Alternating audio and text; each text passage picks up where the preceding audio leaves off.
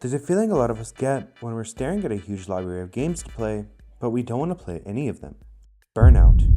When the hobby you once loved turns into a job. When you study so long, you can feel your brain turn to mush. When you feel like you've experienced everything there is to experience. All the games I had played up to this point were massive 100-hour-long campaigns, all serious, dark, and edgy. I got so sick of playing games that felt like missions on a checklist. Even when I'd sit down to play, it felt like I was clocking into work. But after what felt like a millennium, that all changed when I got my Switch Lite. When I got my Switch Lite, I had bought Mario Odyssey. And when I tell you this game brought me back, I mean that with every sense of the word. It reminded me of what fun felt like. And in this video, I want to talk about why Mario Odyssey left such a huge impression on me, and how it brought back the joy of gaming as a whole. To kick it off, Mario Odyssey had one of the most beautiful aesthetics I've seen in any game.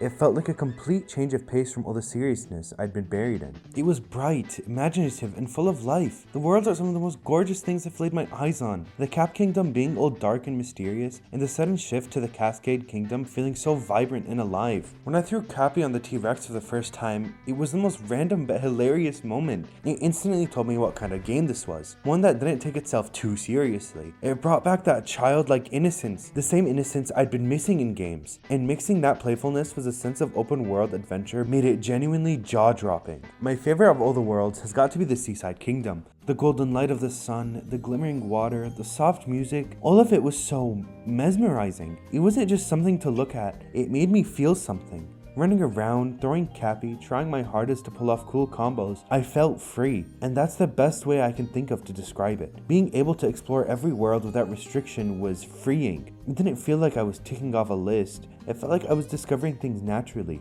I wasn't a man with a mission, I was an adventurer, and that subtle difference completely changed how I engaged with the game. I never felt the pressure to complete it, I just wanted to. It never felt forced, it felt real.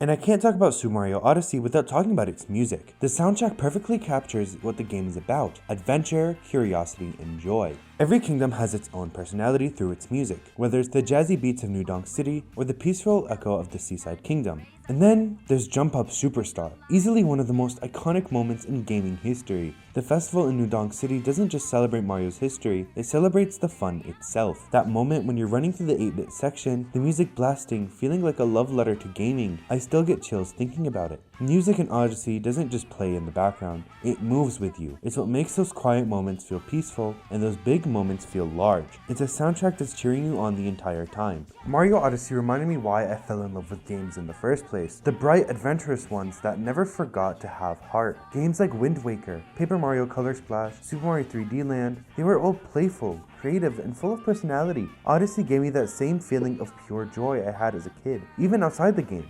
The online community made me feel like part of something bigger. Seeing people share their own discoveries, little tricks, and hidden secrets, it all reminded me that gaming isn't just about playing alone. It's about sharing that excitement with others. And for once, I didn't feel like just a number or another player in a queue. I felt like part of a community, celebrating something together. I often talk about how Zelda was what started true gaming for me, but sometimes I forget how important Mario actually was. Ever since I was a kid, I was obsessed with this series, and Odyssey reminded me exactly why. It reignited that spark, that fascination with what games could be. I'd even go as far to say that Mario Odyssey played a part in why I'm studying software engineering. It made me realize that games can mean something, even when they're silly or simple. I want to help bring that same childlike wonder to others, to make people smile, to remind them why they fell in love with gaming too. Somewhere along the way, a lot of games forgot what made them special. They became about realism, difficulty, or endless content, but Odyssey showed me that joy itself can be the goal, and that it's okay for games to just be happy. Mario Odyssey didn't just bring me back to gaming, it reminded me of who I was when I first picked up a controller. Curious, excited, and full of imagination. And when I look at my game library now, I don't feel burnt out anymore. I feel grateful, because one little plumber in a red hat reminded me what fun truly feels like. I hope you guys enjoyed that video. This is just like a little filler video before I start working on the Resident Evil 4 video.